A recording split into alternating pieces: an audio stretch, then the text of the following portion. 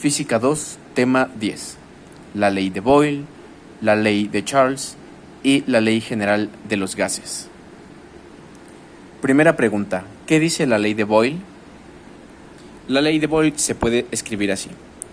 Presión 1 por volumen 1 es igual a presión 2 por volumen 2, donde el proceso de cambio de un gas pues mantiene dos cosas constantes, tanto la masa y la temperatura constantes. Siguiente pregunta, ¿qué dice la ley de Charles? Bueno, en este caso la ley de Charles se puede escribir de la manera siguiente. Igualmente para cualquier gas se tiene que volumen 1 entre temperatura 1 es igual a volumen 2 dividido entre temperatura 2. Como saben, a mayor temperatura, pues mayor volumen, ¿no? Entonces, esto es lo que dice la ley de Charles, pero en este caso lo que se mantiene constante es la masa y la presión.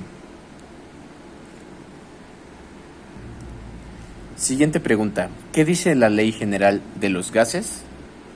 Fijémonos bien en las leyes anteriores, ¿sí? Nos podemos dar una idea de cómo se combinan ambas, la de Boyle y la de Charles, para obtener la ley general. Aquí la ley general se puede escribir de la manera siguiente. Presión 1 por volumen 1 entre temperatura 1 es igual a presión 2 por volumen 2 entre temperatura 2, donde se mantiene constante, lógicamente, la masa, ¿verdad? La siguiente pregunta dice, ¿qué es la masa atómica? La respuesta es muy sencilla, es la masa de un átomo medida en unidades de masa atómica, donde cabe mencionar, claro, que una unidad de masa atómica U es igual a la 12ª parte de un átomo de carbono 12, perdón. Y de hecho la podemos buscar en las tablas periódicas. En la parte superior, por ejemplo, al observar el oxígeno o el hidrógeno, más fácil. Sí, aquí tenemos el símbolo del hidrógeno, H, y en la parte de arriba vamos a encontrar su masa atómica. En el caso del hidrógeno es 1.008, ¿sí? Igualmente tenemos el de algunos otros, como por ejemplo el del carbono, que es súper socorrido, su símbolo es una C, y en la parte de arriba vamos a encontrar su masa atómica, que es 12.01. La pregunta es, ¿por qué con punto decimal? Pues simplemente porque son valores promedio, ¿sí? Es decir, este valor de 1.008 nos indica que la gran mayoría de átomos de hidrógeno tienen una masa de 1, ¿sí? O sea, tienen un protón. Pero habrá alguno que otro, muy rarito, que tenga un protón y 2 neutrones. Incluso hay otros todavía más extraños que tienen un protón y 2 neutrones, ¿sí? Y lo mismo pasa con el carbono. La gran mayoría de átomos de carbono tienen pues 12 nucleones, ¿sí? Los nucleones pueden ser o bien protones o bien neutrones. Entonces, la gran mayoría de átomos de carbono tiene 12 nucleones. Pero claro, habrá alguno que otro átomo de carbono que tenga un neutrón más o 2 extras. Ajá. Y bien, vamos con la siguiente pregunta. ¿Qué es la masa molecular?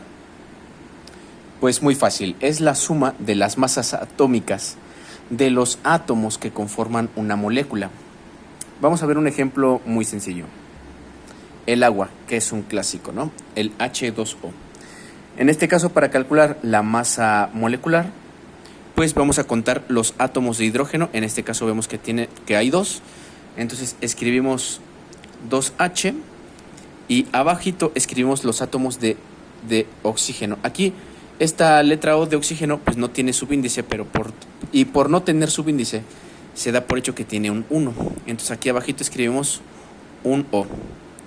Ahora sí, vamos aquí a multiplicar este 2 de aquí por la masa atómica del hidrógeno, que perfectamente podríamos redondear a 1.0. ¿Sí? Es verdad que yo hace un momento dije que es 1.008, pero bueno, para fines prácticos vamos a redondearlo a 1.0. Y aquí buscamos en nuestra tabla periódica la masa atómica del oxígeno, que como van a ver sería de 16. ¿Sale? Entonces multiplicamos, 2 por 1 es 2, eso lo ponemos aquí, 16 por 1, 16, y al final hacemos el total, 16 más 2 es 18. Entonces la masa es de 18 unidades de masa atómica. Y por tanto tenemos esta conclusión: 18 gramos de agua es igual a 1 mol de agua. Pero bueno, aquí ya me estoy adelantando. Vamos con la siguiente pregunta. 1 mol, pues como vemos, es igual a la masa atómica, pero en gramos. Así lo podemos escribir. Pero claro, aquí hay que comentar otra cosa bien rápida. Ya sabemos que es un par, ¿no? Un par es una cantidad que tiene dos cosas, como un par de zapatos. También entendemos una decena, ¿verdad? Que es aquello que tiene 10 cosas. Una docena es aquella que tiene 12 cosas. Por ejemplo, un millar, ¿verdad? Un millar es algo que tiene 1000 cosas, ¿sí? Y para fines prácticos también se puede entender así el mol. Fíjense bien, un mol se puede entender como 6.022 por 10 a la 23 cosas, ¿sí? Entonces son un montón. Y esto es muy importante y al mismo tiempo interesante. ¿Por qué? Pues porque aquí habíamos dicho que tenemos 1 mol de agua. Entonces, fíjense bien, 18 gramos de agua contiene 6.022 por 10 a la 23 moléculas de agua. O sea, una cantidad grandísima. La siguiente pregunta dice, ¿qué dice la ley del gas ideal? Bueno, la ley del gas ideal se puede escribir de la siguiente manera. Igualmente para cualquier gas tenemos presión 1 por volumen 1 dividido entre N1 por T1. Eso debe ser igual a presión 2 por volumen 2 dividido eso entre N2 por T2. Y claro, cabe mencionar que estas letras N representan el número de moles. Igualmente podemos escribir la ley de la siguiente manera. Presión por volumen es igual a RTN, que podemos recordar como pavo es igual a ratón. De hecho, la segunda es mucho más utilizada que la primera. ¿Qué significa? Pues P es presión, V es volumen, R es la constante universal de los gases, ¿sí? Ahorita les paso el dato de cuánto vale. T mayúscula es la temperatura absoluta, por tanto deben pasarla siempre a Kelvin. Y N, como digo, es el número de moles. Y bien, entonces ahora sí vamos a escribir el valor de la constante universal de los gases. La pueden comprobar buscándola en internet, ¿verdad? El valor es 0.0821 litro por atmósfera, dividido eso entre mol por Kelvin. Y déjenme decirles aquí otra cosa importante. Yo he notado que en los problemas es más utilizada la siguiente: 8.32 joule dividido eso entre mol por Kelvin.